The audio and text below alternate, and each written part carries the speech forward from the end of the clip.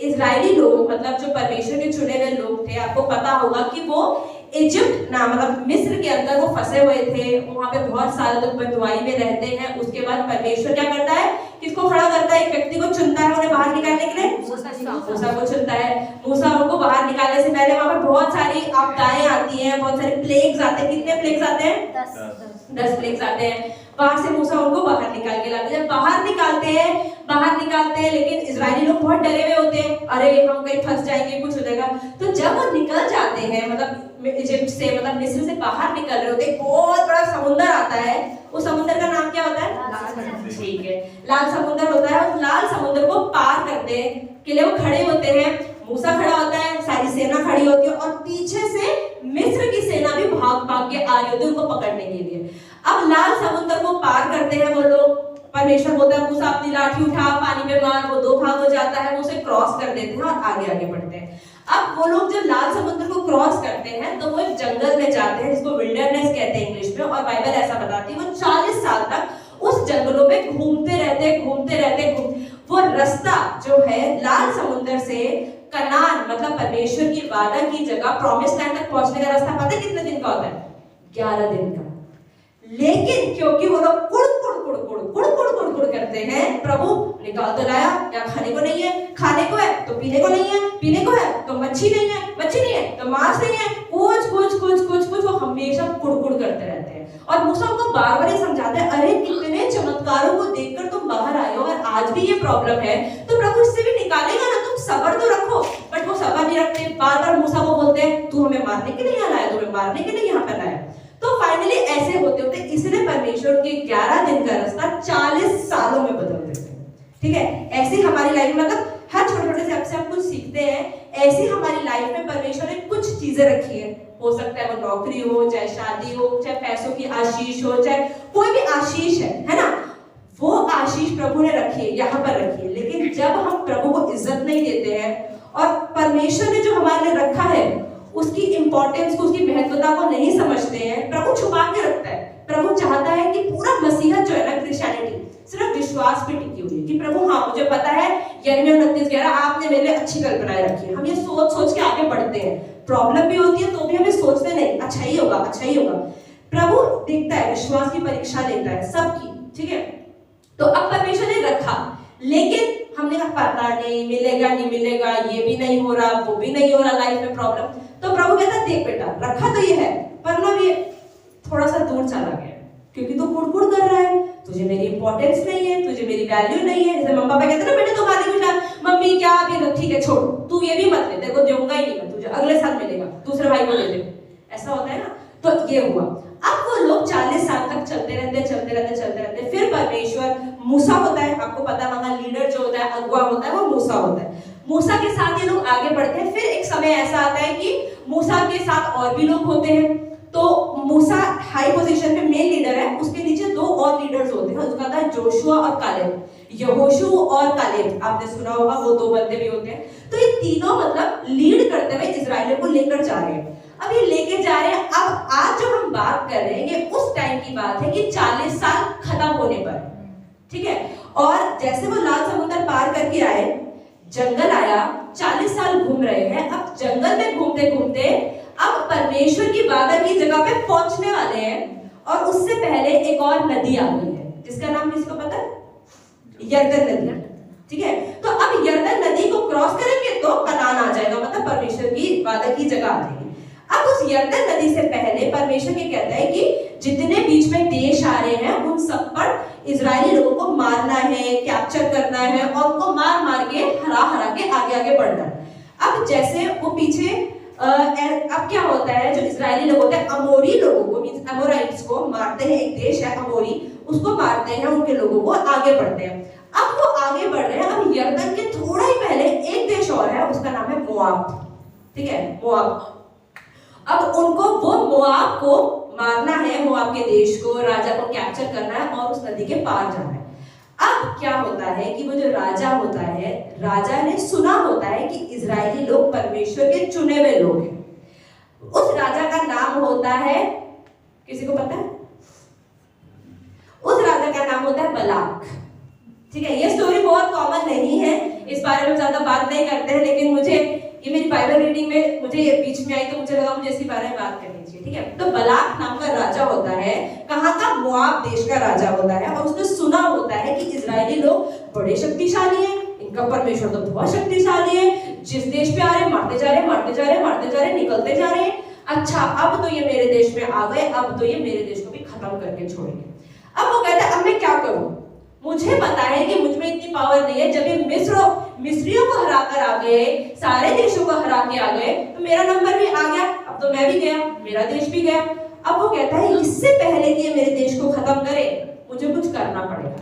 उसे पता है कि हथियारों से मैं इनको नहीं हरा पाऊंगा, क्योंकि ये लोग बड़े बड़े देशों को हरा कर आए हैं। वो क्या करता है, एक भविष्यवक्ता को पकड़ता है, एक भविष्यवक्ता को बुलाता है जो इजरायलियों का ही, इजरायली तो नहीं पर इजरायलियों का ही एक भाई होता है, और उनको बुलाता है और कहता है कि तुम आकर ना इजरायलियों को श्राप दे दो, कर्स कर दो, कि जब जैसे हम कहते हैं ना प्रेयर कर दो, पास्टर प्लीज प्रेयर कर दो, वो सिस्टर जाने वाली है, उनका रास्ता ना आसान हो जाए। ऐसे बोले पास्टर उसमें बड़ा गंदा व्यक्ति उसके लिए बुरा बुरा बोल दो। अगर आप बुरा बुरा बोलोगे, जब आपके मुंह से ब्लेसिंग अच्छी होती है, आप जिसको ब्लेस करते हो वो ब्लेस हो जाता है। इसका मतलब अगर आप किसी के लिए कर्स करोगे वो कर्स भी होगा, क्योंकि बाइबल में क्या लिखा है, नीति वचन 18:21 में, कि हमारी जबान में जीवन और मृत्यु का सामर्थ्य है, जीवन का भी सामर्थ्य है और मृत्यु का भी सामर्थ्य है। इसलिए कहते हैं ना कि नेगेटिव नहीं बोलना चाहिए। जो हम बोलते हैं, अगर आप परमेश्वर में सच में विश्वास करते हैं और परमेश्वर की आत्मा आप में है, आप जो बोलते हैं वो होता है। ठीक है, आप लोगों ने एक्सपीरियंस किया होगा, है ना। तो वो कहता है कि अच्छा तुम भविष्यवक्ता इधर आओ और इजरायलियों को ना बहुत श्राप श्राप श्राप श्राप दे दो। जब तुम श्राप दोगे ना, कैसे श्राप देने, कि जैसे कि वो व्यभिचार में आ जाए, ये लोग मूर्ति पूजा में खाना खाने लग जाए, प्रॉब्लम हो जाए, जिससे कि ये लोग अंदरूनी आत्मिक रूप से कमजोर हो जाए और ये लड़ाई ना लड़ पाए, और कमजोर होने की वजह से या इनको व्यभिचार में फंसा दो लड़कियों के साथ, तो कहीं ना कहीं कमजोर हो जाएंगे और इनको मैं हरा पाऊंगा। ठीक है, तो अब हम खोलते हैं ये स्टोरी कहां पर है, सब खोलेंगे गिनती की किताब। गिनती की किताब कहां पर है, पुराना नियम नया नियम?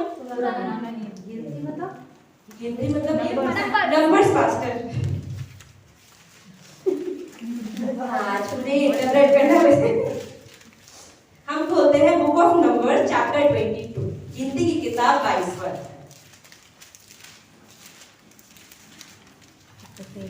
ठीक है, खोल लिया, पेज नंबर 192, 192 हिंदी बाइबल।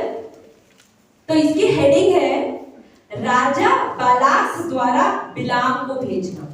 अब इस कहानी के जो मेन दो कैरेक्टर हैं, एक है राजा बालाक और एक भविष्यवक्ता बिलाम। ठीक है, ये दो मेन है, तो ये नाम बड़े सुनने में कैसे लगते हैं, तो कंफ्यूज मत होना, मुझे भी बहुत देर लगी याद करने।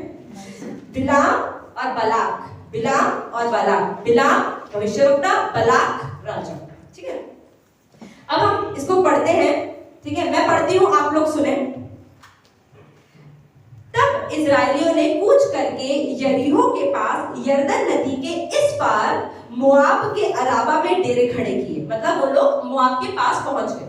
सिप्पोर के पुत्र बालाक मतलब राजा ने देखा कि इजराइल ने अमोरियों से क्या क्या किया है। अच्छा, मेरे देश में आने से पहले ऑलरेडी ये अमोरी लोगों को हरा के आए हैं, तो राजा डरा हुआ बैठा हुआ है। ठीक है, इसलिए अब मोआब यह जानकर कि इजरायली बहुत हैं, उन लोगों से अत्यंत डर गया, यहाँ तक कि मोआब इजरायलियों के कारण अत्यंत व्याकुल हो गया, मतलब राजा डरा हुआ। ठीक है, 4 तब मोआबियों ने मिद्यानी पुरनियों से कहा, अब वह दल हमारे चारों ओर के सब लोगों को ऐसा चट कर जाएगा जिस तरह बैल खेत की हरी घास को चट कर जाता है।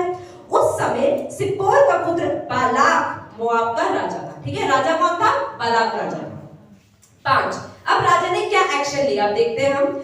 और इसने पतोर नगर जो महानद के तट एक पर बोर के पुत्र बिलाम के जाति भाइयों की भूमि थी, वहां बिलाम के पास दूत भेजे कि वे यह कहकर उसे बुला लाए। अब उसे क्या करने के लिए बोला, क्योंकि वो भविष्यवक्ता था, तो राजा ने बोला कि जाओ, जो मेरे मिनिस्टर्स हैं, बड़े बड़े रईस अच्छे ऑनर वाले लोग हैं, इज्जतदार लोग, उनको भेजना हो भविष्यवक्ताओं के पास, और वहां जाके तुम्हें क्या संदेश देना है। भविष्यवक्ता बिलाम को सुनेंगे, सुन, एक दल मिस्र से निकल आया है, और मतलब इजरायली लोग, और भूमि उनसे ढक गई है।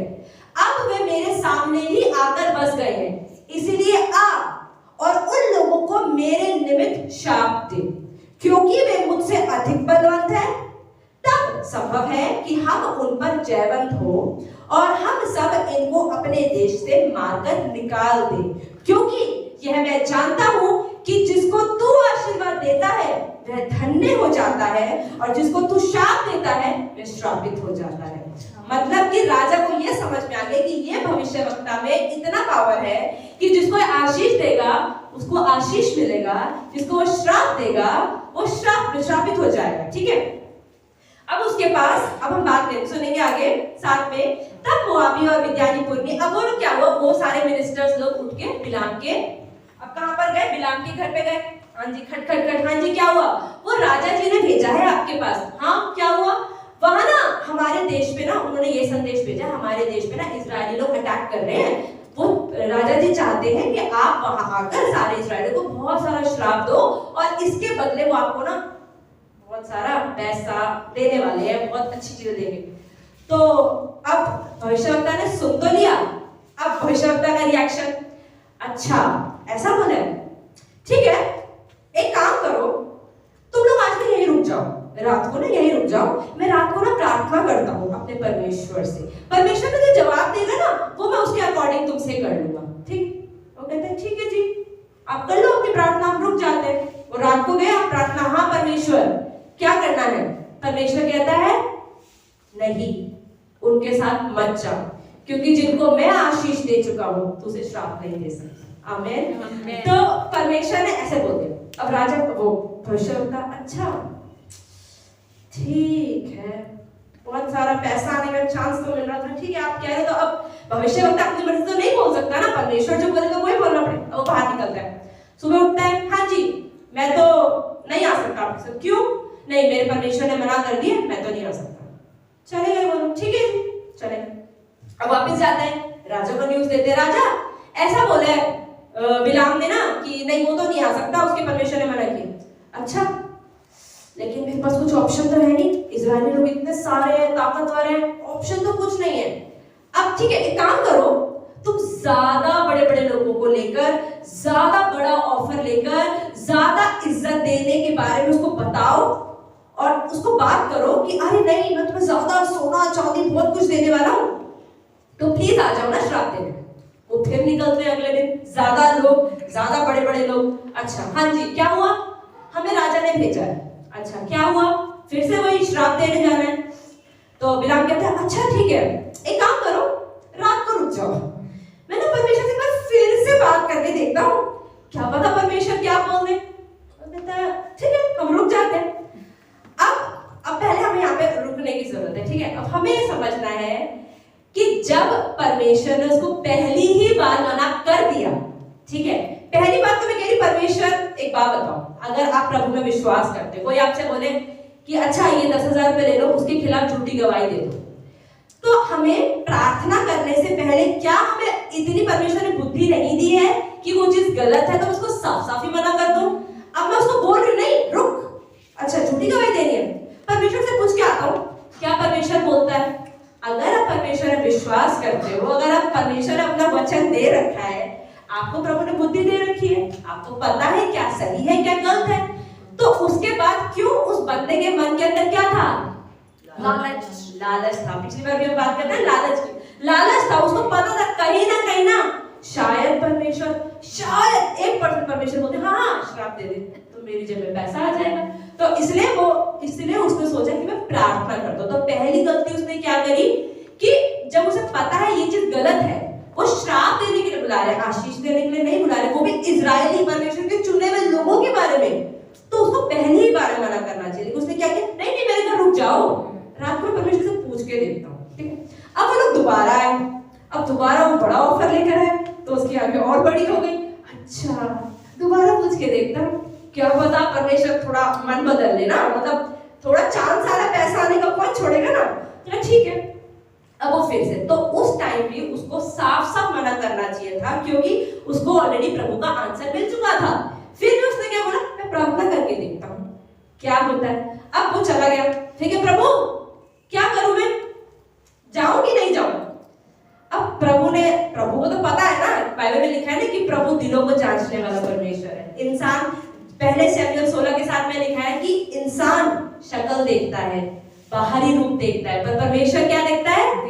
दिल देखता है। हमारी क्या, हमारे मन में इच्छा है, किस इच्छा से मैं इस फूल को निकाल रही हूँ, वो देखता है परमेश्वर। अगर मैं आपको 10 रुपए दे रही हूँ, दूसरों को दिख रहा है 10 रुपए दे रही हूँ, लेकिन मैं किस इच्छा से दे रही हूँ सिर्फ प्रभु ही जानता है ना। तो वो कहता प्रभु, वो लोग फिर से आए हैं, हाँ जी, फिर तो क्या करूं? अरे भाई कोई तो नहीं गलत है।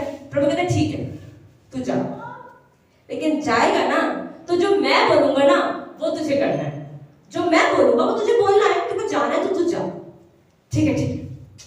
उसको लग गया हाँ मतलब थोड़ा चांस हो गया ना, अब तो वहां जाने। सुबह उठता है, हाँ हाँ चलो चलो मैं आप लोगों के साथ चलता हूँ। ठीक है, एक बार हम इसको पढ़ते हैं, कहाँ पर है ये स्टोरी, बहुत इंटरेस्टिंग है। अभी हमने 6 तक पढ़ा ना।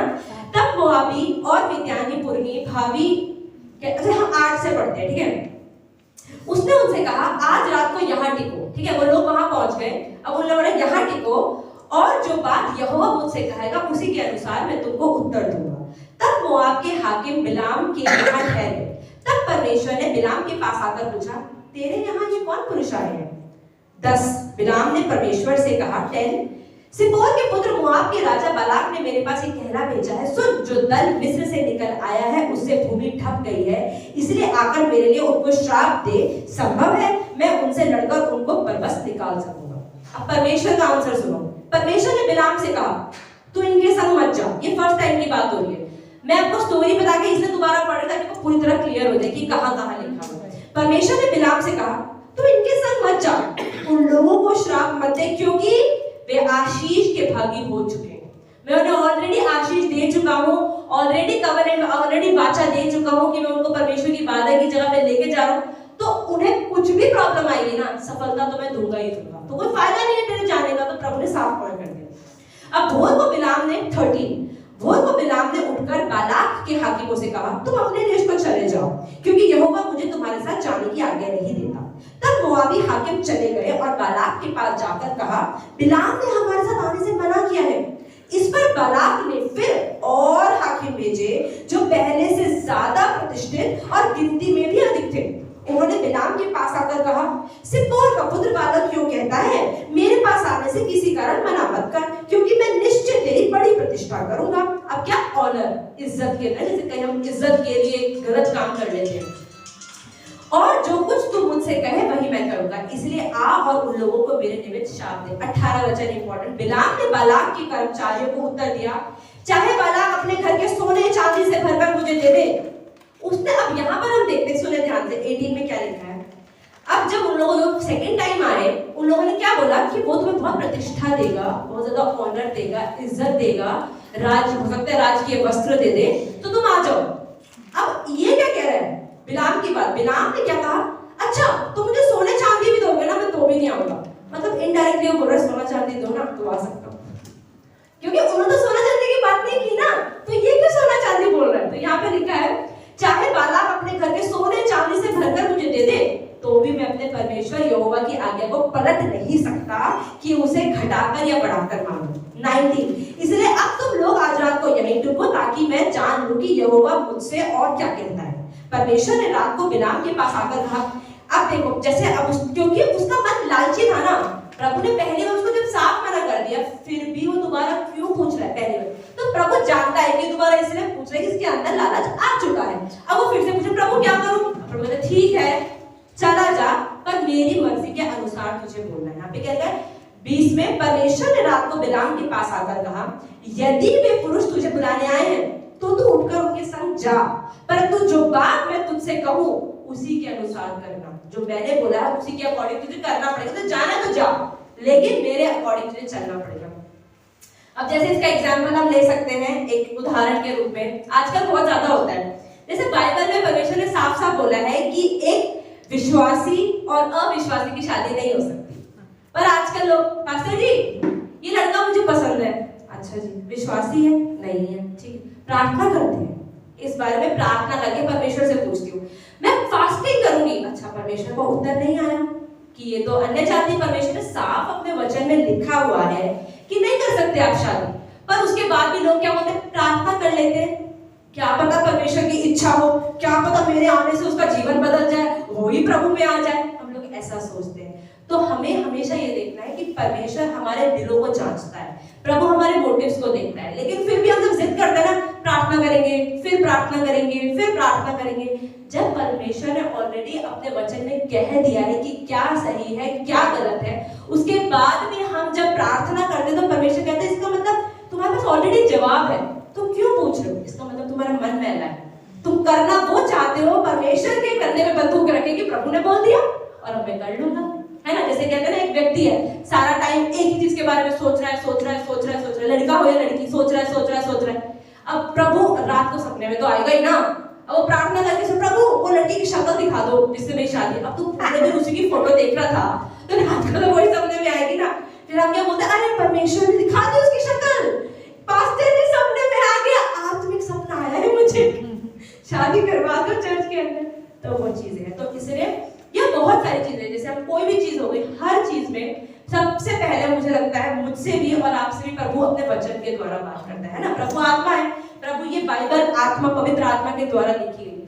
तो जो इंसान बाइबल पढ़ते हैं तो परमेश्वर उनसे बात भी करता है, अपनी मर्जी बता देता है। हाँ, कई चीजों के लिए प्रार्थना भी करना होता है, कई चीजों के लिए उपवास भी करना होता है, पर फिर भी परमेश्वर सबसे पहले अपने वचन से बात करता है। तो जो चीजें ऑलरेडी ना हो चुकी है तो उसके लिए प्रार्थना करनी छोड़ दे, क्योंकि प्रभु का आंसर ऑलरेडी आपके पास आया हुआ है और आपका दिल जानता है कि वो लालच है, वो वासना है, वो व्यभिचार करने की इच्छा है, या सच में आप प्रभु की इच्छा को ढूंढ रहे हैं। ठीक है, अब क्या होता है, अब वो सेकंड टाइम चलती है। अब वो कैसे गया, वो एक गधी पर बैठ के गया। ठीक है, जैसे आप जब नए नियम में भी यीशु मसीह गधी पे, जैसे पास्टर अब पाम संडे के बारे में टीचिंग आने ही वाला है ना, तो उसमें भी हम देखते हैं यीशु मसीह ने घोड़ा नहीं लिया, हाथी नहीं लिया। हम हमेशा इन चीजों के बारे में बात करते हैं, क्यों यीशु मसीह ने कोई और मतलब जानवर नहीं लिया, लेकिन एक गधा या गधी ही लिया। क्यों? क्योंकि जो गधी है एक ऐसा जानवर है जो कहते हैं ना एकदम भोला कहते हैं, कोई बेवकूफ कहता है, कोई कहता है भाई बहुत विश्वास योग्य होता है, जो वो लोग करे, जितना सामान लाद दो लाद के भी चलेगा ही चलेगा ना, वो मना नहीं करता है। तो ऐसा होता है जानवर। तो यहाँ पर हम देखते हैं कि उस आदमी ने, मतलब बिलाम ने अपने गधी को लिया, यहाँ पर लिखा गधी को लिया और उस पर बैठ के चलने लगे। अब आप ये देखिए कि वो व्यक्ति है तो भविष्यवक्ता, पर वो एक झूठा भविष्यवक्ता नहीं, एक बुरा भविष्यवक्ता है, क्योंकि उसका दिल गलत है, उसका दिल गंदा है। करना तो वो प्रभु के द्वारा ही चाहता है, लेकिन करना वो चाहता है जो उसका दिल कहता है। लेकिन बाइबल में आप देखोगे ना, नए नियम में बहुत जगह फॉल्स प्रॉफिट्स भी लिखा है, मतलब झूठे भविष्यवक्ता। झूठे भविष्यवक्ता वो होते हैं जो मुझे करना है ना, मैं ये कह दूं कि आपको क्या पता, प्रभु मेरे रात को सपने में आया, दीदी आपको मुझे ना 500 रुपए देने हैं। अरे पता है दीदी, आपको पता है कि ये कपड़े ना मुझे देने हैं, आपने जो सबसे अच्छा वाला सूट पहन रखा है ना, प्रभु ने मुझसे आके कहा। आप बोलोगे हाँ ये तो भविष्यवक्ता कहा है तो देना ही होगा, आप दे दोगे। तो ये मेरे अंदर लालच था इसलिए मैंने मांगा, तो यह झूठा भविष्यवक्ता। लेकिन बुरा भविष्यवक्ता वो जो कर तो प्रभु की इच्छा से रहा है, लेकिन उसका मन है कि नहीं करने का मन तो नहीं है, मतलब पैसा लालच। ऐसे कई लोग प्रोफेसीज करते हैं, हीलिंग करते हैं, काम तो हीलिंग कर रहे हैं, पर उसके बाद वो पता ही अमीर व्यक्ति की हीलिंग करके मुझे जरूर गिफ्ट मिलेगा। तो ये चीज बुरा भविष्यवक्ता की बात करेंगे। अब ना क्या होगा, अब वो गधी को लेके चल दिया। ठीक है, अब परमेश्वर ने पहली बार उसको मना किया था, सेकंड टाइम में बोल दिया जा, तेरे को जाना है तो जा, लेकिन मेरी मर्जी के अनुसार करना। ठीक है, अब वो निकल गया, अब वो निकला है, अपनी गधी के ऊपर बैठा हुआ है और वो चल रहा है। ठीक है, अब क्या हुआ, चलते चलते चलते क्या हुआ, वो जो गधी थी ना उसको कुछ दिखता है, उस गधी को परमेश्वर का स्वर्गदूत दिखाई देता है। ठीक है, याद आ किस तरह, तो उसे एक स्वर्गदूत दिखाई देता है गधी को। ठीक है, अभी वो बिलाम को नहीं दिख रहा है, गधी को दिख रहा है। अब गधी चल रही है, उसने पीछे बिठाया हुआ उसको, चल रही है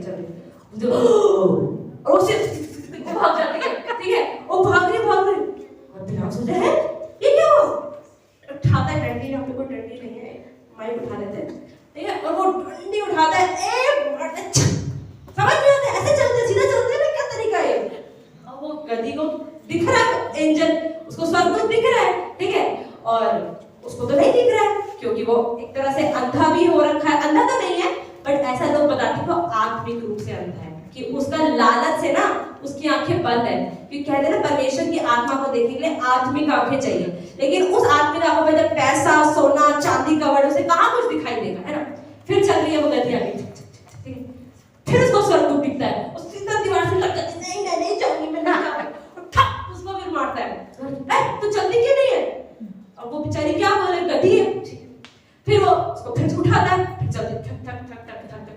अब वो रास्ता इतना पतला होता है, वो कहे फिर देखती है तीसरी बार स्वर्गदूत वो, और वो बाइबल में लिखा है कि एक नंगी तलवार लेके खड़ा होता है, ऐसे तलवार लेके खड़ा है कि आए आगे और मारा, वो ऐसे खड़ा हुआ। तो वो जाती है आगे आगे जाती, वो फिर देखती है, अब वो क्या करे, ना इधर रास्ता है ना इधर रास्ता है, वो सीधा नीचे ऐसे हो जाती है, बिल्कुल झुक जाती है, और बिलाम नीचे गिर जाता है। वो फिर डंडी उठाता है, फिर चोर के मारता है, क्या तरीका है, कैसे चल रही है। और उसके बाद हम प्रभु पता क्या करता है, फिर उस गधी का मुंह खोल देता है, वो गधी बात करने लग जाती है। और हम लोग सोच सकते हैं कहानी है, लेकिन हमें पता है बाइबल कहानी नहीं है, बाइबल सच्ची घटनाएं हैं और ये चमत्कार है। और हमें जैसे कि हम कहते हैं ना कि चर्च में कोई इंसान अंधा आता है, प्रार्थना होती है, उसकी आंखें खुल जाती है, ये भी चमत्कार है। दुनिया के अकॉर्डिंग ये जादू ही कहेंगे लोग इसको, है ना, लेकिन ये होता है ना। बाइबल में हम कहते हैं यीशु मसीह ने पानी पर चला, तो चला ना, हम ये तो नहीं है पता नहीं चला होगा नहीं चलेगा, ये तो बाइबल की कहानी है, लेकिन ये हुआ था, है ना। ऐसे ही यहाँ पर गधी का मुंह खुल गया। अब देखते हैं क्या हुआ, बड़ा मजेदार है। यहाँ पर पढ़ते हैं 28 में पढ़ते हैं सीधा, 22 का 28। तब यहोवा ने गधी का मुंह खोल दिया और वे अब गधी बात कर रही है। देखिए ध्यान से सुने, अब व्यक्ति बात नहीं कर रहा है, जानवर बात कर रहे हैं। ध्यान से सुने, गधी बोली, मैंने तेरा क्या किया है, तूने मुझे 3 बार मारा, क्यों। ठीक है, अब और मजेदार, बिलाम भी बात करने लग गया। चल बात कर रही है, मैं भी कर ही लेता हूँ। बिलाम ने गधी से कहा, यह कि तूने मुझे नटखटी की, यदि मेरे हाथ में तलवार होती मैं तुझे अभी मार डालता, तूने मेरा मजाक उड़वा दिया। गधी अब फिर से, गधी भी इतनी समझदार उत्तर भी दे रही है। देखो गधी ने बिलाम से कहा, क्या मैं तेरी वही गधी नहीं जिस पर तू जन्म से आज तक चढ़ता आया है, क्या मैंने तुझसे कभी ऐसा किया है। अब बिलाम कह रहा, बात तो सही है, कभी तो आज तक गिराया नहीं, आज क्यों बार-बार गिराया। कहते नहीं, अब वो अंदर सोच रहा है, यार गधी तो बात तो ठीक कर रही है, गिराया तो कभी नहीं, हाँ नहीं गिराया। तब यहोवा ने अब तक क्यों, क्योंकि गधी को वो स्वर्गदूत दिख रहा था, लेकिन बिलाम को नहीं दिख रहा था। अब प्रभु ने, क्योंकि गधी को मार पड़ चुकी इतनी, अब वो क्या करे ना, तो प्रभु ने बिलाम की आंखें खोल दी। पढ़ते हैं 31 में, तब यहोवा ने बिलाम की आंखें खोली और उसको यहोवा का दूत हाथ में नंगी तलवार लिए हुए मार्ग में खड़ा दिखाई पड़ा। और वो देखा, अरे ये तो स्वर्गदूत है, और वे झुक गया और मुंह के बल गिर के दंडवत करा। 32, यहोवा के दूत ने क्या कहा बिलाम से, तूने अपनी गधी को 3 बार क्यों मारा, सुन तेरा विरोध करने को मैं ही आया हूं। और ऐसा बाइबल बताती है कि स्वर्गदूत था, लेकिन परमेश्वर स्वर्गदूत के रूप में आए थे यहाँ पर। तो उन्होंने बोला कि मैं तेरा विरोध करने के लिए आया हूं, इसीलिए कि तू मेरे सामने उल्टी चाल चलता है। मतलब कि आगे मैं बताऊंगा इसका मतलब, मेरे सामने उल्टी चाल चलता है। 33, और यह गधी मुझे देखकर मेरे सामने से 3 बार हट गई। और आगे देखें, यदि वह मेरे सामने से हट ना जाती तो निस्संदेह मैं अब तक तुझे मार ही डालता, परंतु उसको जीवित छोड़ देता। मतलब वो गधी इतनी समझदार और इतनी विश्वास योग्य, हम यहाँ पे समझ सकते हैं कि बिलाम परमेश्वर का भविष्यवक्ता होने के बावजूद वो विश्वास योग्य नहीं था। विश्वासी तो था, विश्वास योग्य नहीं था। प्रभु काम तो कर रहा है, अंदर से विश्वास योग्यता नहीं है। लेकिन एक गधी, एक जानवर, जब बिलाम ने प्रभु की इच्छा को नहीं समझा, कि प्रभु ने पहली बार मना किया है, मुझे मना ही करना है, वो नहीं समझा, तो प्रभु ने क्या बोला, अच्छा अब जानवर से बात करता हूँ, जानवर इसको समझाएगा कि क्या करना चाहिए और क्या नहीं करना चाहिए। इसलिए प्रभु ने उसको 3 बार रोका। उसके बाद तो स्वर्गदूत ने क्या बोला कि अगर ये गधी ने क्या देखा ना कि स्वर्गदूत खड़ा है, मेरा मालिक को ये मार देगा, तो उसने रोक गई। चाहे उसने 3 बार मार खाई, पर फिर भी वो रुकी। इसका मतलब वो गधी विश्वास योग्य थी अपने मालिक की ओर। उसको अपने मालिक, वो मार भी खा रही है, मालिक को बचाना चाहती है, लेकिन वो बिलाम पैसा छोड़ना नहीं चाहता, तो प्रभु का नाम नीचे गिराने के लिए रेडी था वो, है ना, उसको पैसे का ऑफर आ रहा था। अब उसने क्या बोला कि अगर वो गधी हट नहीं जाती 3 बार रास्ते से तो मैं तुझे अभी तक मार चुका होता। मतलब उस गधी की वजह से उसकी जान बची, पहली चीज। आगे 34, तब बिलाम ने यहोवा के दूत से कहा, मैंने पाप किया है, मैं नहीं जानता था कि तू मेरा सामना करने को मार्ग में खड़ा है, इसलिए अब यदि तुझे बुरा लगता है तो मैं लौट जाता हूँ। यहोवा के दूत ने बिलाम से कहा, इन पुरुषों के संग तू चला जा, परंतु केवल वही बात कहना जो मैं तुझे कहूंगा। ठीक है, तो फाइनली फिर से स्वर्गदूत ने कहा, ठीक है तुझे, क्योंकि तेरे अंदर तो है जाने का ना, तू जा। लेकिन परमेश्वर उसको बार बार ये दिखाना चाहता है कि उसका मन बुरा है, तभी तो परमेश्वर रोक रहा है। नहीं तो परमेश्वर ने पहले बोल दिया कि जा, तो फिर क्यों परमेश्वर का स्वर्गदूत फिर मारने के लिए आ गया? क्योंकि परमेश्वर ने दिखाना चाहता था, अच्छा तू जा तो रहे, लेकिन तू ये बोल, हाँ प्रभु ने बोल दिया इसलिए जा रहा हूँ, लेकिन तू किस लिए जा रहा है? पैसे के लिए जा रहा है, लालच की वजह से जा रहा है। अब क्या होता है, वो लोग वहां पहुंच जाते हैं, वो बिलाम पहुंच गया, उसकी गद्दी पहुंच गई। राजा ने बोला, हाँ जी पहुंच गए यहाँ पर, हाँ जी। अब पहली बारी में क्यों नहीं आए? हमने बुलाया था ना आपको, क्यों नहीं आए थे?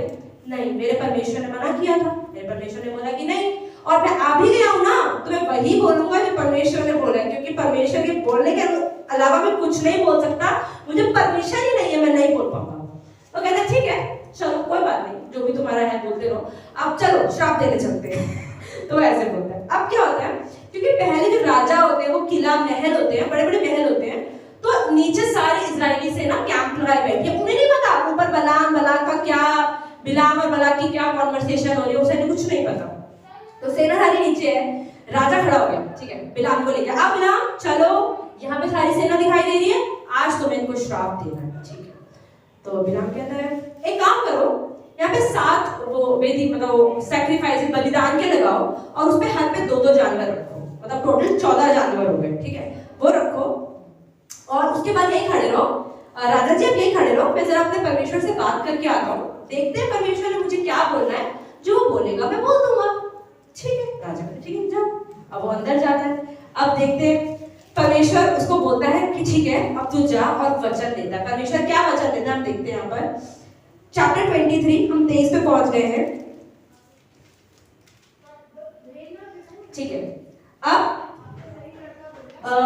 वचन पढ़ेंगे 4 से 23 का 4। और परमेश्वर बिलाम से मिला और बिलाम से उससे कहा, मैंने 7 वेदियां तैयार। अब बिलाम कह रहा है परमेश्वर मैंने आपके 7 वेदियां तैयार कर ली है, मतलब वो क्यों वेदियां इकट्ठी कर रहा है? उसे कहीं ना कहीं तो पता है कि परमेश्वर जब यहाँ पर मुझे श्राप देने के लिए बुलाया है, वो वेदियां बनवा रहा है, इसका मतलब उसको लग रहा है कि परमेश्वर शायद कह दे कि ठीक है थोड़ा बहुत श्राप दे दे, ज्यादा मत दे, तो इसलिए तो वेदी बनाई, तो साफ साफ मना कर देगा ना आने से।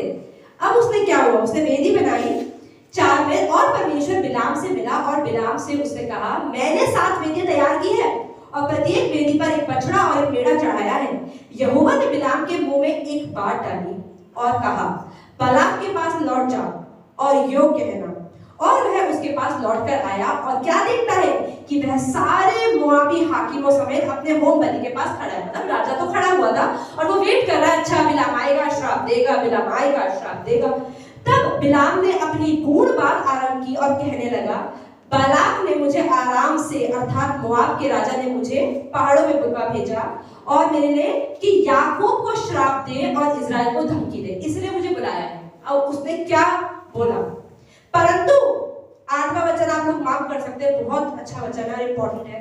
अब उसने क्या भविष्यवाणी करी, पहली भविष्यवाणी, परंतु जिन्हें परमेश्वर ने श्राप नहीं दिया उन्हें मैं श्राप क्यों दूं, और जिन्हें यहोवा ने धमकी नहीं दी उन्हें मैं कैसे धमकी दूं।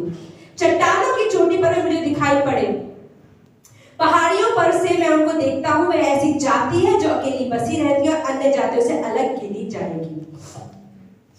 मतलब ये जो वचन है 8वां वचन में क्या लिखा है कि जिनको परमेश्वर श्राप नहीं देता, उनको कोई भी अविश्वासी हो, कोई काला जादू करने वाला हो, कोई तंत्र मंत्र करने वाला हो, वो उसको श्राप दे ही नहीं सकता, वो उस पर काम ही नहीं करेगा। सबसे इंपॉर्टेंट ये चीज है यहाँ पर। तो अगर हमें ये नहीं कि आपने बपतिस्मा ले रखा है इसीलिए आप मसीही बन गए हैं इसीलिए, लेकिन इसलिए नहीं, बहुत सारे लोग ऐसे हैं जो बपतिस्मा लेकर, आपको पता है जो बपतिस्मा लेकर भी मसीही जीवन नहीं जीते हैं, कहते हैं मैं क्रिश्चियन हूँ, बट क्रिश्चियन मतलब कि क्राइस्ट के जैसे नहीं है वो। उनका जीवन चर्च पे अलग, बाहर बहुत ज्यादा अलग है। तो यहाँ पर है कि जिनको, यहाँ पे लिखा है जिन्हें परमेश्वर ने श्राप नहीं दिया। प्रभु, बहुत सारे लोग ऐसे हैं, बाइबल में लिखा है ना, जो अंत तक विश्वास योग्य रहेगा उसी का उद्धार होगा। मतलब जो हर छोटी छोटी चीजों में विश्वास योग्य, प्रभु को ऑनर दे रहा है, प्रभु को ऊपर उठा रहा है, प्रभु उसी को आशीष देता है। हम कहते हैं हमने बपतिस्मा ले लिया, बाइबल का हर एक वचन मेरी लाइफ में काम करेगा, नहीं।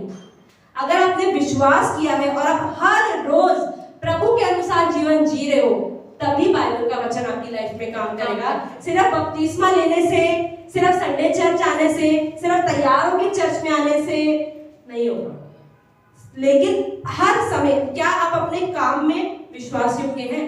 यहाँ तो आप गलत काम नहीं कर रहे, यहाँ तो आप ऑफरिंग टाइप दे रहे हो, लेकिन क्या आप 10 रुपए के लिए झूठ बोल देते हो? क्या आप गलत काम कर लेते हो? क्या आप फोन के अंदर टाइम वेस्ट करते हो? क्या आप फोन में गलत चीजें देखते हो? क्या आप, प्रभु ने साफ बोला ना भजन संहिता 1 के अंदर कि पापियों के मार्ग में मत बैठो, ठट्ठा करने वालों की मंडली में मत बैठो। आपको पता है ये व्यक्ति जो मेरा दोस्त है कई सालों से, वो गलत है, गाली देता है, लड़कियों से बात करता है, लड़कों से बात करता है, गालियां भी सुनता है, मत बैठो ना, फिर भी संगति कर रहे हो, तो फिर कैसे कह सकते हो प्रभु का वचन मेरी लाइफ में पूरा होगा ना? तो प्रभु के वचन पे पहले, एक बार हमारे चर्च में मीटिंग हो रहा था, तो ब्रदर रोहित ने बताया कि दीदी जो बाइबल है ना वो कंडीशन पे अप्लाई है, मतलब ये करोगे तो ये होगा, ये करोगे तो ये होगा। प्रभु ने दाऊद को क्या बोला ना कि अगर तू और तेरी आने वाली पीढ़ी मेरे मार्गों में चलेगी तो तब तेरा कोई ना कोई बेटा राजगद्दी पे बैठा रहेगा, नहीं तो मैं नहीं। तो इसलिए हर, आप देखो ना सुलेमान ने गलत किया तो उसकी लाइफ में क्या हुआ उसको ही पता है, लेकिन जिसको प्रभु ऑनर करेगा प्रभु उसको ऑनर करेगा, लेकिन जो प्रभु को नीचे गिराएगा प्रभु उसको ऊपर नहीं उठाएगा। तो यहाँ पर हमें देखते हैं, तो परमेश्वर ने क्या बोला, बिलाम ने बोला परमेश्वर जिन्हें श्राप नहीं दिया उन्हें मैं श्राप क्यों दूं, और जिन्हें यहोवा ने धमकी नहीं दी उन्हें मैं कैसे धमकी दे दूं। अब राजा तो परेशान हो गया, बहुत लंबा है।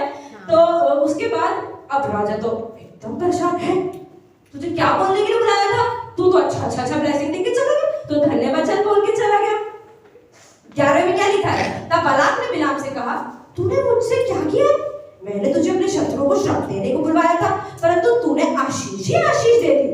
उसने कहा जो बात यहोवा ने मुझे सिखलाई है क्या मुझे उसी की सावधानी से बोलना ना चाहिए। मतलब कि जो परमेश्वर मुझे कह रहा है मैं उससे तो बोलूंगा, मैं और क्या बोलूं। राजा कहता है अच्छा ऐसा है, चल छोड़, जो हो गया ना हो गया, अब ना हम एक और जगह पे चलते हैं। यहाँ पे था ना तूने यहाँ पे खड़े होकर आशीष दे ना, अब यहाँ पे खड़े होकर आशीष दे। देख अभी क्या है ना, मतलब यहाँ पे खड़े होकर श्राप दे। ये लोग ना यहाँ से दूसरी डायरेक्शन में दिख रहे हैं, यहाँ देखो अच्छे से दिख रहे हैं, कोने कोने के लोग नजर आ रहे हैं ना, यहाँ बढ़िया श्राप दे दे प्लीज, ठीक है, मैं तुझे अच्छा, और वो सब लालच तो नहीं रखा है। वो कहता अच्छा दूसरी जगह से देना है, ठीक है। अब वो कहता है फिर से अच्छा ठीक है जी राजा जी 7 वेदियां, 7 बलिदान की वेदियां लगाओ, 2 जानवर रखो, मतलब 14 और 14 28 जानवर हो गए, ठीक है लगा दिया उसने। ठीक है राजा जी आप वेट करो, मैं जरा अपने परमेश्वर से दोबारा बात करके आता हूँ, ठीक है जाओ बात करके आओ, ठीक है करके आता हूँ। फिर उसके बाद परमेश्वर से पता नहीं क्या बोलते हैं, फिर वो वापस आता है। राजा कहता है हो गई बात, कुछ बोला परमेश्वर ने? वो अंदर सोच के अच्छा इस पर तो बहुत श्राप बोला हुआ, हाँ बोल दिया परमेश्वर ने, ठीक है बोल दो तुम। उसने भी हाथ ऊपर करके बोलना शुरू कर दिया। अब उसने क्या बोला, पढ़ेंगे 19वां वचन 23 का 90। बालाक ने क्या बोला, उसका मतलब उसकी बात क्या निकली, ईश्वर मनुष्य नहीं कि झूठ बोले और ना वह आदमी है कि अपनी इच्छा बदले। क्या जो कुछ उसने कहा उसे ना करे, क्या वह वचन देकर उसे पूरा ना करे। देख आशीर्वाद ही देने की आज्ञा मैंने पाई है, वह आशीष दे चुका है और मैं उसे पलट नहीं सकता। उसने साफ बोल दिया कि नहीं, जो आशीष परमेश्वर ने दे दिया ना मैं उसे पलट नहीं सकता। राजा फिर गुस्से में, अरे भाई क्या इतनी दूर से बुलवाया, इतनी मेहनत कराई, 28 जानवर खराब हो चुके, अभी तक कुछ काम ही नहीं हो रहा, चल अब क्या करूं, कोई बात नहीं तीसरी बार ट्राई करते। अब ठीक है आज मैं तुम्हें तीसरी जगह पे एक और सुंदर सी जगह पे लेके जाऊंगा जहां तुम्हें पूरी इजराइल की सीना और बढ़िया तरीके से बड़ी बड़ी दिखाई देगी, ठीक है। और फिर चला गया तीसरी जगह। अच्छा हाँ जी राजा जी आप क्या करना है, श्राप दो, श्राप देने के लिए बुलाया है, ठीक है लगाओ वेदी, फिर लगाओ 7 वेदी, 2 जानवर टिका दो, 28 के बाद फिर और 14, ठीक है लगा कितने होगा 28 और 14 42 ना, हाँ 42 का, अच्छा 42 जानवर भाई, ठीक है। अब 42 जानवर हो गए, ठीक है ठीक है। राजा जी आप रुको गए, फिर से परमेश्वर से बात करके आता हूँ। फिर परमेश्वर कुछ देगा, ठीक है फिर जाओ, कहीं तो उम्मीद है भाई, कुछ तो होगा, इतनी सारे जानवर खराब कर रहे हैं हम लोग, ठीक है। अब वो तीसरी बार जाता है। अब तीसरी बार देखते क्या होता है, हम यहाँ पे बिलाम का तृतीय वचन। अब वो तीसरी बार जाता है, बालाक ने बिलाम से कहा चल मैं तुझको एक और स्थान पे ले जाता हूँ। अच्छा अब हम 24 चैप्टर पे जाएंगे, 24वें अध्याय पर। 24 से पढ़ते एक बार जो हमने बताया ना उसको दोबारा पढ़ देती हूँ। यह देखकर कि यहोवा इजराइल को आशीष ही देना चाहता है, बिलाम पहले के समान शकुन दिखने को न गया, परंतु अपने मुंह जंगल की ओर कर लिया। और बिलाम ने आंखें उठाए, इजराइल को अपने गोत्र के अनुसार फंसे हुए देखा। परमेश्वर का आत्मा उस पर उतरा, तब उसने गुण बात आरंभ की और कहने लगा। और हम जाएंगे ठीक है 4 में पढ़ते हैं, ईश्वर के वचनों का। बिलाम तीसरी क्या भविष्यवाणी कर रहा है, 4 में लिखा है 24 का 4, ईश्वर के वचनों का सुनने वाला जो दंडवत में पड़ा हुआ है, खुली हुई आंखों से सर्वशक्तिमान का दर्शन पाता है, उसी की यह वाणी है कि हे याकूब तेरे डेरे और हे इजराइल तेरे निवास स्थान क्या ही मनभावने हैं। वे तो घाटियों के समान और नदी के तट की वाटिकाओं के समान ऐसे फैले हुए हैं जैसे कि यहोवा के लगाए हुए अगर के वृक्ष और जल के निकट देवदार। अब वो फिर परेशान हो गए। 9वें वचन में जाएंगे, 9 ये आप घर में डिटेल में पढ़ सकते हैं। 9 में लिखा है, तब दबका बैठा है वह सिंह या सिंहनी के समान लेट गया है, अब उसको कौन छेड़े। जो कोई तुझे आशीर्वाद दे वह आशीष पाए, और जो कोई तुझे श्राप दे वह श्राप पाए।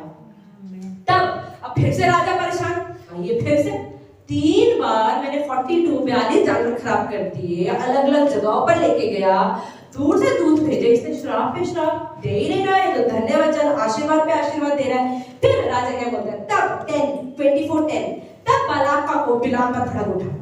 क्या हो रहा है, फिर गलत चीज कर रहा, निकलो तुम यहाँ से, मेरे देश से निकल जाओ। तब बालाक का कोप भड़क उठा और उसने हाथ पर पटक, हाथ पटक कर मतलब होता है जैसे क्या ये ऐसे खड़ा होगा, उसने हाथ पटक कर उसने क्या बोला, उसने अपने शत्रु को शाप देने के लिए बुलवाया, परंतु तूने 3 बार उन्हें आशीर्वाद दिया है, इसीलिए अब तू अपने स्थान पर भाग जा। मैंने तो सोचा था कि तेरी बड़ी प्रतिष्ठा करूंगा, परंतु अब यहोवा ने तुझे प्रतिष्ठा मतलब पैसा पाने से तो रोक दिया। तू गलत काम करता, तुझे पैसा मिलता, तुझे परमेश्वर ने रोक दिया, तेरा पैसा तो गया भाई, अब तुझे कुछ नहीं मिलने वाला। 12 बिलाम ने बालाक से कहा, जो दूत तूने मेरे पास भेजे थे, क्या मैंने उनसे भी ना कहा था कि चाहे बालाक अपने घर के सोने चांदी से भरकर मुझे दे, तो भी मैं यहोवा की आज्ञा तोड़कर अपने मन से ना तो भला कर सकता हूँ ना बुरा कर सकता हूँ। जो कुछ यहोवा कहेगा वही मैं कहूँगा।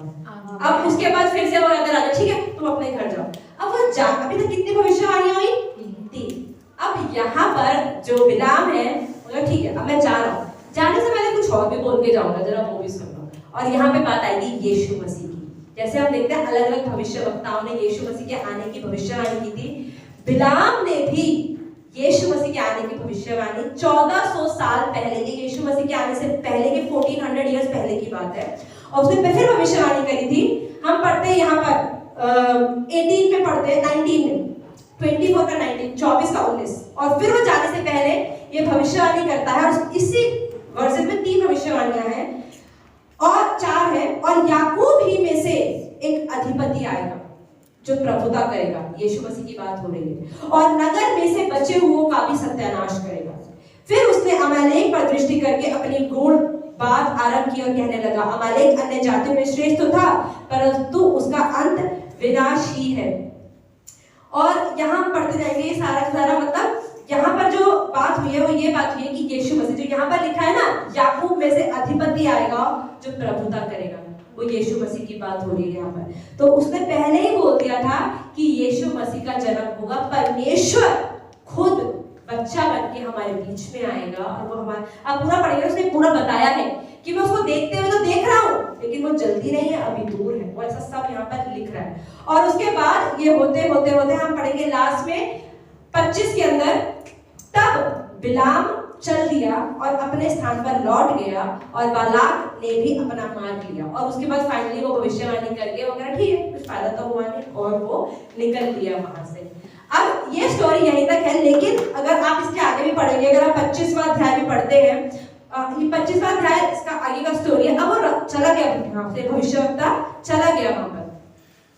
अब क्योंकि अब आप ये देखो, उसने राजा के मन में क्या बात डाली? उसने राजा के मन में ये बात डाली कि अगर कोई भविष्यवक्ता है, परमेश्वर का भविष्यवक्ता है, अगर आप उसको पैसों का लालच दो तो वो आपके काम करने के लिए तैयार हो जाएगा। चाहे वो कर नहीं पाएगा पर वो तैयार हो जाएगा। तो यहाँ पर हम 25 में पढ़ेंगे, 25 का 1 और 2 वर्स पढ़ेंगे। इजरायली शित्तीम में रहते थे और वे लोग मोआबी लड़कियों के संग कुकर्म करने लग गए। अब क्योंकि जितने इजरायली थे वो मोआब में रह रहे थे, अब क्या हुआ, जो बिलाम ने किया, बिलाम ने, ऐसा यहाँ पर नहीं लिखा, अगर आप पढ़ेंगे व्यवस्था विवरण, और जो बिलाम है एक ऐसा भविष्यवक्ता, जितने भविष्यवक्ता बाइबल के हैं, यशायाह, यिर्मयाह, होशे, उन सब के बारे में बाइबल में कहीं कहीं पे लिखा हुआ है। उनकी अपनी किताबों में भी लिखा है, बट कहीं कहीं पे उनके बारे में लिखा है। बिलाम एक अकेला ऐसा भविष्यवक्ता है जो पूरी बाइबल में 7 किताबें उसके बारे में बात करती है कि बिलाम की व्यवस्था, बिलाम की सोच के बारे में बाइबल बताती है। अभी हम खोलेंगे वो वाला। और हम क्या पढ़ रहे हैं यहाँ पर, जब इजरायली लोग वहीं पर रहने लगे, क्या हुआ कि उसने राजा को, मतलब बिलाम ने राजा को बताया हुआ कि कैसे इजरायली लोग गिर सकते हैं। क्यों? क्योंकि वो प्रभु में होने के बावजूद उसने लालच के कारण अपना दिखा दिया कि हम गिर सकते हैं। जब पैसों का लालच आएगा, हम प्रभु के खिलाफ जाने के लिए तैयार हो सकते हैं। तो राजा को भी मिल गया, अच्छा इन लोगों को गिराने में इतना मुश्किल नहीं होगा। अब उसने क्या किया, यहाँ पे लिखा, इसीलिए इजरायली लोगों ने मोआबी स्त्रियों के साथ व्यभिचार किया, प्लस मोआब देश बाल देवता की आराधना करता था। मोआबी स्त्रियों के साथ वो एडल्ट्री करते करते करते उन्होंने आइडल वर्शिप, मतलब बाल की आराधना भी शुरू कर दी। बाल की आराधना के बाद जो खाना मिलता था, मूर्तियों वाला खाना, वो भी उन्होंने खाना शुरू कर दिया। और ये तीनों ही प्रभु की नजर में पाप है, और उन्होंने तीनों ही पाप करे। और अगर आप आगे पढ़ेंगे इस चैप्टर के अंत में, और प्रभु ने इसे पाप गिना और 24,000 लोग मर गए। प्रभु ने उनको मार दिया क्योंकि उन्होंने मोआब में पाप किया। 24,000, अगर आप पढ़ेंगे 24,000 लोग मर गए वहां पर। यहाँ पर लिखा, अगर आपको पढ़ना है तो पढ़ सकते हैं, 9वां वचन लिखा, 25 का 9, और मरी से 24,000 मनुष्य मर गए। इसके ऊपर पढ़ेंगे तो जब लोगों ने व्यभिचार किया, मूर्ति पूजा करी, मूर्तियों का खाना खाया, जो प्रभु की नजर में पाप है, तो परमेश्वर ने उस समय एलियाजर नाम का महायाजक, जो हारून का बेटा था, वो वहां पर महायाजक था, और प्रभु ने बोला इन सबको मारो, ये सब मरेंगे। क्यों? क्योंकि उन्होंने व्यभिचार किया है, मूर्ति को पूरा खाना खाया और मूर्ति पूजा किया है। और उसके बाद होते होते होते, अगर आप इसमें आगे, यहाँ लिखा, व्यवस्था की किताब में लिखा हुआ है कि बिलाम राजा के, शायद उसने, बिलाम की वजह से राजा ने उन लोगों को गिराया, उन लोगों ने पाप किया, इजरायलियों ने पाप किया, और फाइनली लास्ट में इजरायली लोगों ने बिलाम को मार दिया। अगर वो बिलाम परमेश्वर का काम करता, उसे नहीं मारते, लेकिन उसे मार दिया। हम बोलते हैं प्रकाशित वाक्य,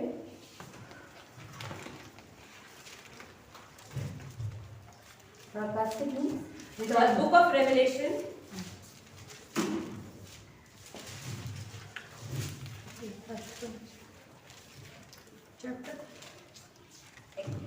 प्रकाशित वाक्य 22, नहीं, प्रकाशित वाक्य 2 का 14, बुक ऑफ रेवलेशन 2:14 खोलेंगे।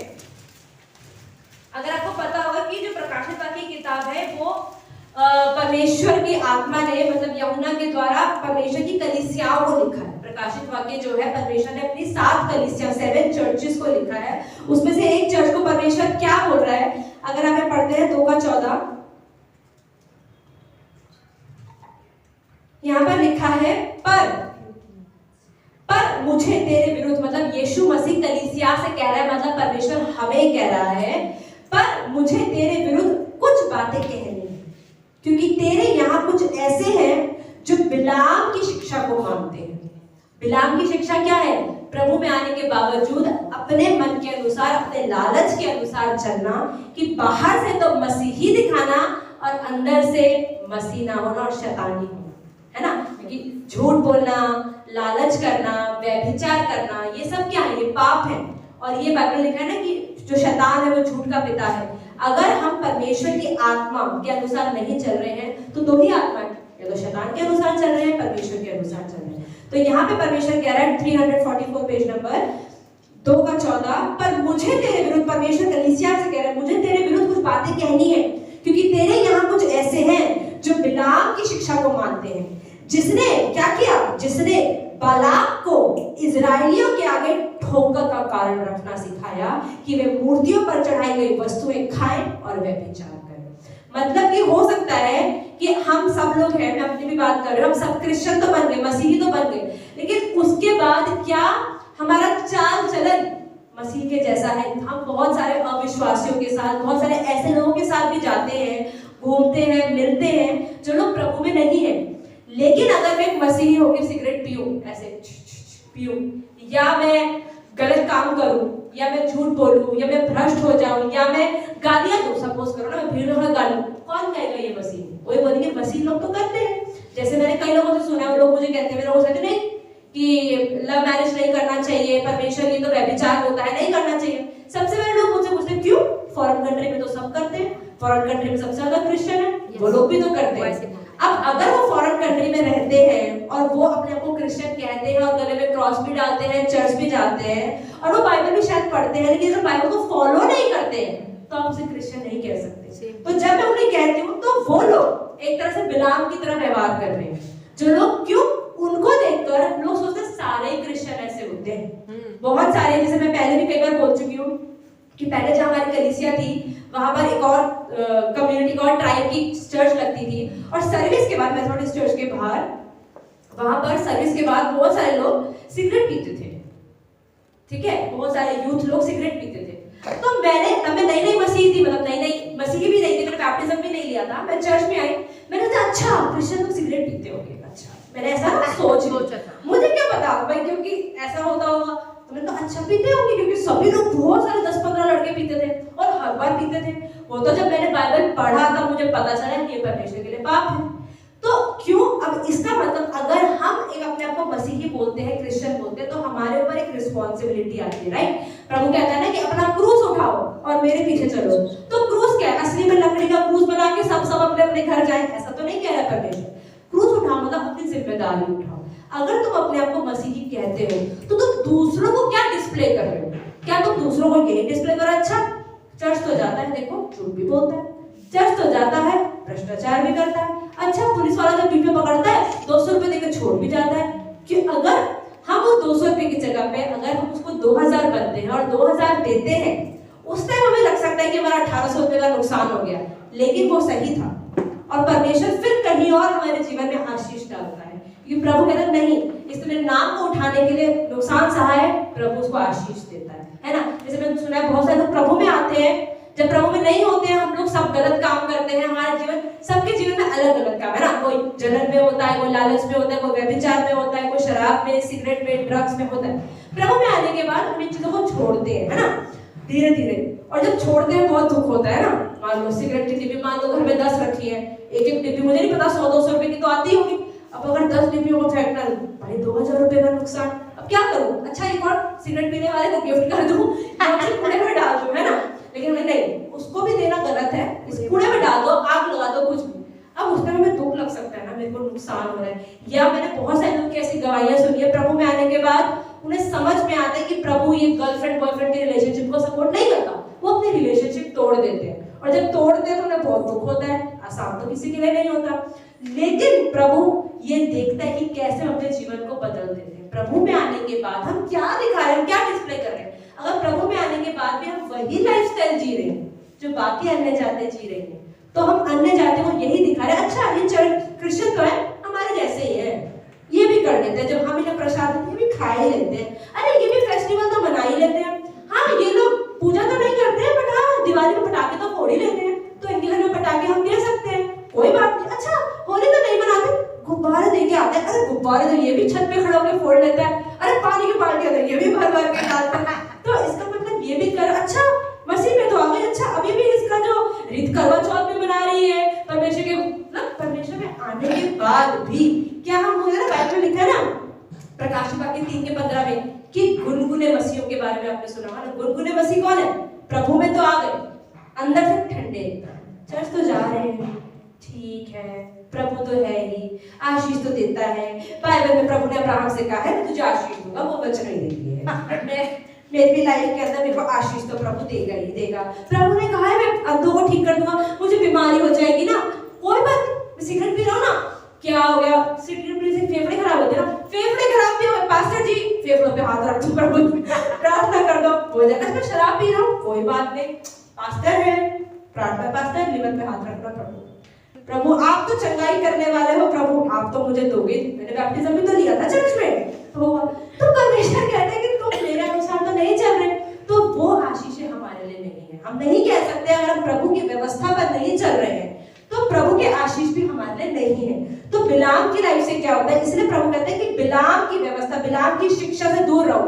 मतलब कि एक फेक क्रिश्चियनिटी से, कि एक जैसे क्रिश्चियन का मतलब होता है जो क्राइस्ट लाइक, मतलब यीशु के जैसा जो है, जो मसीह के जैसा है वो मसीही है ना। भारतीय वो है जो भारत में रहता है, जो भारत के लोगों की तरह काम करता है। अगर आप भारत में रह के पाकिस्तान की हेल्प करोगे तो वो आपको क्या देशद्रोही बना के फेंक देंगे जेल में, है ना। तो ऐसे ही आप प्रभु में तो आ गए, लेकिन क्या हम देशद्रोही वाले काम कर रहे हैं, मसीही द्रोही बनकर शैतान की टीम में है, लेकिन दिखाने में तो पास्टर जी जय मसीह की हम बोल देते हैं ना, लेकिन अंदर हमारा लाइफ कैसा है ना। तो हमें आज मतलब बहुत सारे ऐसे वचन है, अगर आप पढ़ेंगे दूसरे पत्रस के अंदर भी है, अगर आपको पढ़ना तो पढ़ सकते हैं। दूसरा पत्रस 2 का 15, सेकंड पीटर 2:15,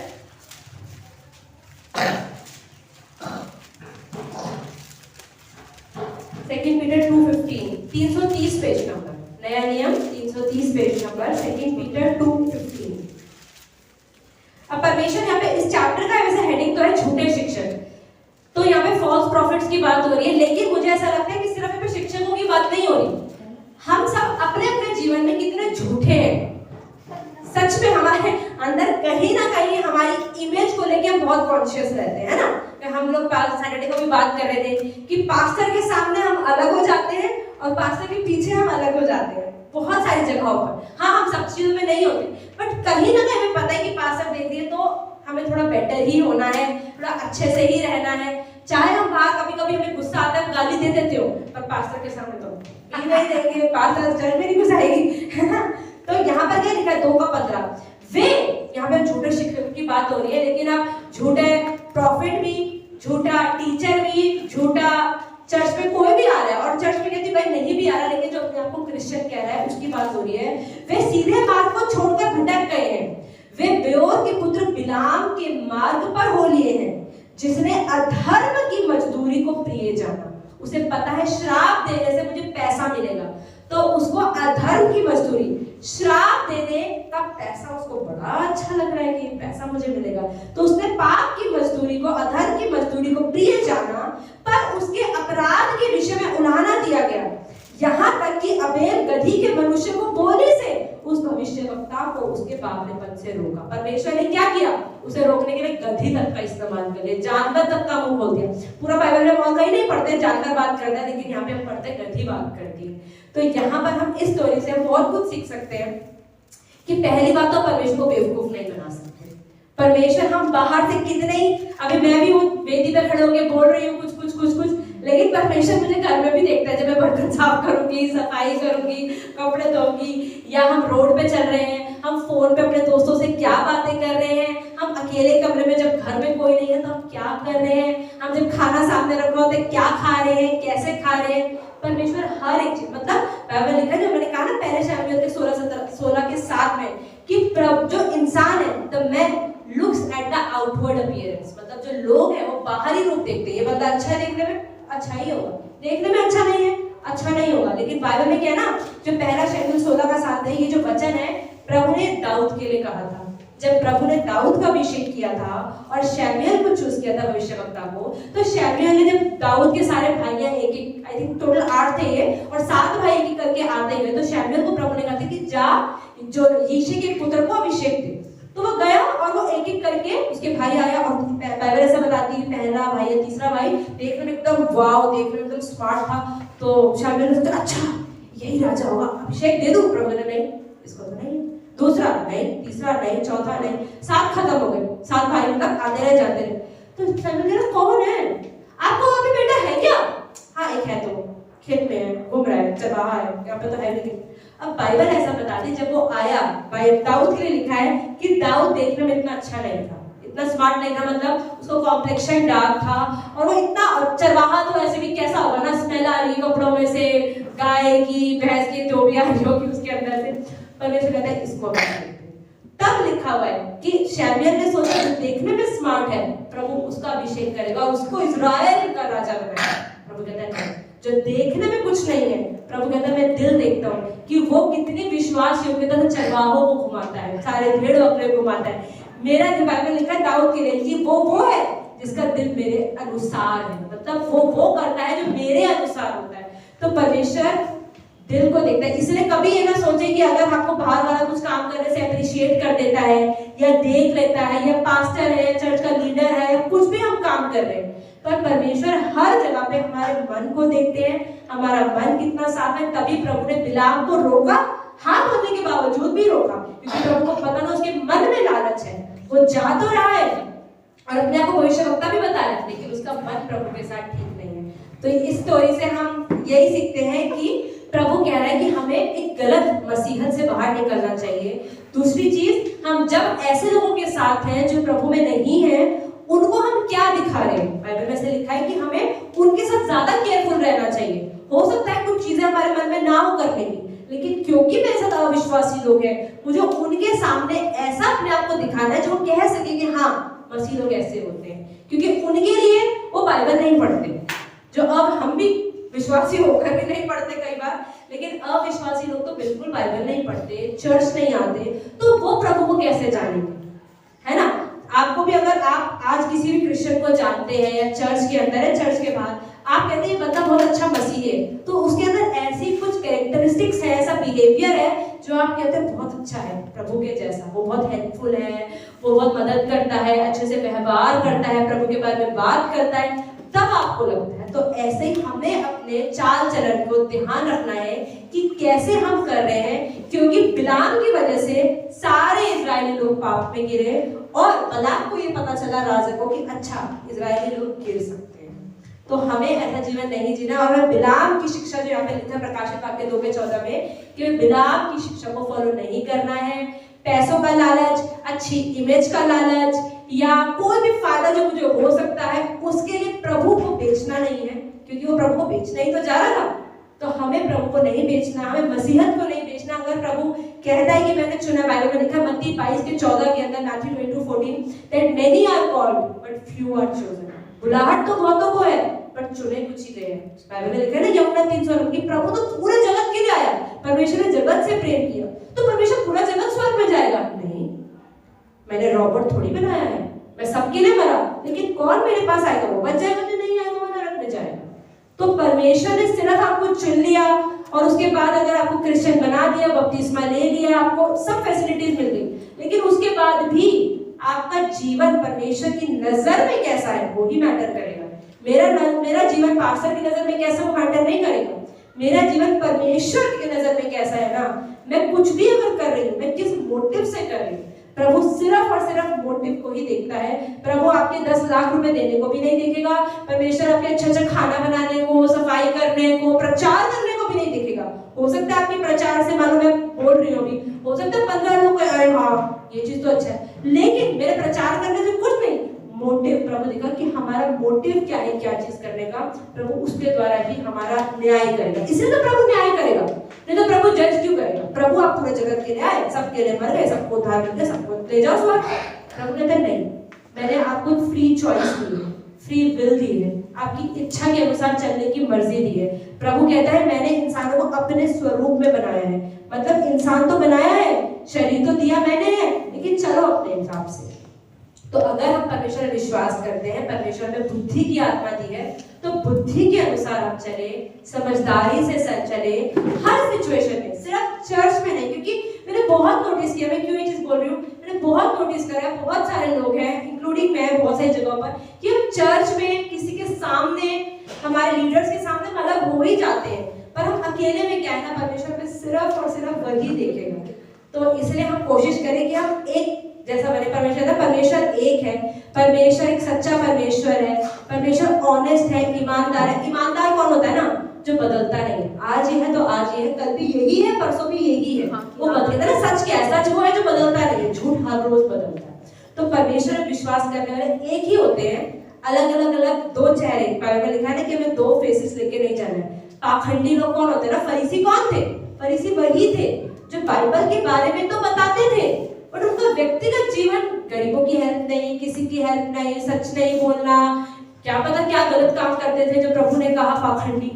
तो हमें वो पाखंडी मतलब हमें मुखौटा लेके नहीं जीना है, हमें एक जीवन रखना है और सिर्फ हर काम करते हुए ये सोचना है कि यीशु मसीह हर सिंगल टाइम हमें देख रहे हैं, और अगर हम उनको खुश कर पाए बहुत है, किसी और को नहीं भी कर पाए कोई नहीं, अगर वो खुश है। क्योंकि कई बार ऐसा भी होगा कि आप कुछ करोगे और आपको पता है कि परमेश्वर की नजर में सही है, सामने वाला आपको उल्टा बोल सकता है, आपके घर वाले आपको उल्टा बोल सकते हैं, पास्टर भी आपको गलत समझ ले, लेकिन आपका दिल आपको अंदर से बोल रहा है शांत रह, नहीं जो तू कर रही है वो सही है। तो आप सिर्फ और सिर्फ परमेश्वर को खुश करने के काम करें, क्योंकि वो खुश तो सब खुश, वो खराब तो सब नरक हो जाएगा। ठीक है, तो आइए एक छोटी सी प्रार्थना करते हैं, आंखें बंद करते हैं। परमेश्वर, मैं धन्यवाद देती हूँ आज के दिन के लिए। प्रभु यीशु मसीह के नाम से हम आपके सामने आते हैं, हमारी मदद कीजिए पिता परमेश्वर, कि हम उस बिलाम की तरह जीवन न जिए प्रभु, कि हम करना तो आपका काम चाहते हैं, लेकिन मन के अंदर प्रभु हमारे लालच हो, घमंड हो, जलन हो, या हमारी इज्जत पाने की हमारी भूख हो। पिता परमेश्वर, मैं प्रार्थना करती हूँ पिता परमेश्वर कि हमें पवित्र जीवन जीने में और एक ही जीवन जीने में मदद करें। 2 जीवन, 3 जीवन, 4 जीवन ना हो पिता परमेश्वर, हमारी जबान एक जबान हो, 2 जबान, 3 जबान, 4 जबान ना हो पिता परमेश्वर, और हमारा मन प्रभु आपके साथ एक होने पाए, और हम हर समय इस बात को ध्यान रखने पाए परमेश्वर कि आप हर सिंगल समय हमें देख रहे हैं। हमारे हर कार्य को प्रभु आज आपके हाथों में सौंपते परमेश्वर, सिर से लेकर पैर तक, हमारी आंख, हमारे कान और हमारी जबान और हमारे शरीर का हर एक अंग प्रभु, हम चाहते हैं कि आप उस पर कंट्रोल लें। और जिन चीजों में प्रभु हम आज भी वीक हैं, जिन एरिया से प्रभु हम आज भी दिखाते तो क्रिश्चियन जैसा है, पर अभी भी हमारे क्रिश्चियन जैसे काम है नहीं पिता परमेश्वर, मैं प्रार्थना करती कि आप हम पर ऐसा अनुग्रह दें पिता परमेश्वर कि हम अपनी कमजोरियों पर जय होने पाए पिता परमेश्वर, हम उन कमजोरियों से निकलने पाए परमेश्वर। मैं प्रार्थना करती परमेश्वर, पवित्र आत्मिक कन्विक्शन हमें दीजिए प्रभु, जब हम गलत काम करने जाएं, गलत सोचने जाए पिता परमेश्वर, आपकी पवित्र आत्मिक कन्विक्शन हमें रोके पिता परमेश्वर, और हमें सामर्थ्य पिता परमेश्वर उस गलत काम को ना करने के लिए, लेकिन सही काम करने के लिए पिता परमेश्वर। मैं धन्यवाद देती प्रभु इस वचन के द्वारा, जो भी परमेश्वर आपने मुझे और हम सबको सिखाया परमेश्वर। मैं प्रार्थना करती हूँ कि ये वचन जो जिंदा वचन है हमारे जीवन में जीवित होने पाएगा और हमारी मदद करेगा कि हम थोड़ा और बेहतर होके परमेश्वर, थोड़ा थोड़ा करके आपके जैसे पवित्र होने पाए। हम धन्यवाद देते हैं और इस प्रार्थना को यीशु मसीह हमारे उद्धारकर्ता के नाम से